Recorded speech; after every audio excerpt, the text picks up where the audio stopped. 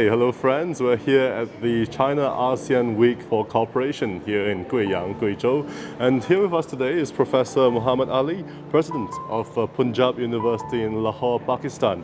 Professor Muhammad, very nice to have you with us today. Thank you very much. So Lahore, as we all know, is a very storied city with a very glorious history, and has always been a hub for culture as well as learning. So I think this is also why it's become a very popular spot for cultural tourism as well as museum studies. So just want to hear your insights on recent developments in the Belt and Road Initiative.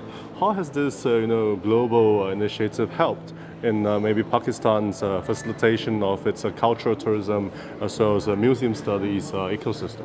I think one of the most important aspect of the Belt and Road project is the soft component, where there's a people-to-people exchange. And for that, the cultural aspect becomes very important. And now this week and today, we are actually talking about the cultural exchange, and particularly the museum, because museums are the places where we can show the history, the culture, and the traditions of different nations, of ASEAN countries and all other countries which are part of this Belt and Road project. So I think that the soft component, and for that the cultural museum is the most significant. Absolutely, sir, because projecting, culture is what really stays in our heart, because understanding the progress of human civilization. So I heard that this is your first time in Guiyang, in Guizhou. So, how do you think the initiatives such as the China-ASEAN Education Cooperation Week can help to facilitate these exchanges, such as, projecting soft power as well as cultural cooperation? I'm first time here. I've been to different parts of the China many times, but I find it a very beautiful place. And we have from Pakistan we have a big delegation, which the governor of the Punjab was supposed to come, but he didn't come because of the flooding. But I found it a beautiful place and the people. With this, we will encourage our students to come. We'll encourage our people to come and visit. It's green, it's beautiful. People are very friendly. So I think it is one of the most beautiful and attractive destination for the tourists in China. Absolutely. Because people normally come to the central part of the China, yes. Primarily Beijing, and Shanghai and yes, maybe Nanjing. But I think it's a wonderful project and activity where the organizers are projecting that the other parts of the Chinas are equally or even more beautiful for the tourists to come and see. I trust the organizers will be very glad to hear your high opinion of this event.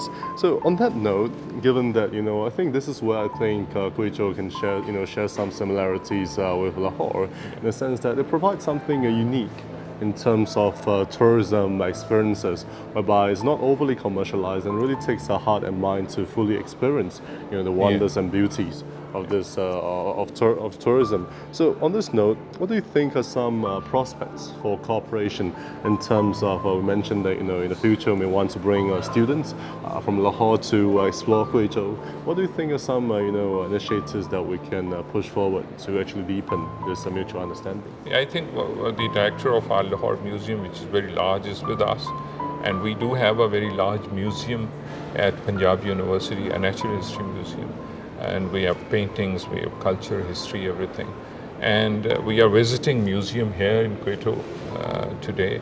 I think in addition to the students, the business community can come, the members of the civil society can come and visit, and the academia, the professors. So I think that this meeting will, and I've already invited the organizers and the Chancellor of the ancient university to come over to Lahore. So I think that and we previously did, what I want is that we can bring some musicians from Pakistan to Guizhou, because this Eastern classical music is very popular in the world, and we can bring them to perform even I would propose that we can bring them to teach the Chinese students or young people the Eastern music, traditional of the subcontinent, particularly Pakistan. It's very nice to hear, so personally very much looking forward to that.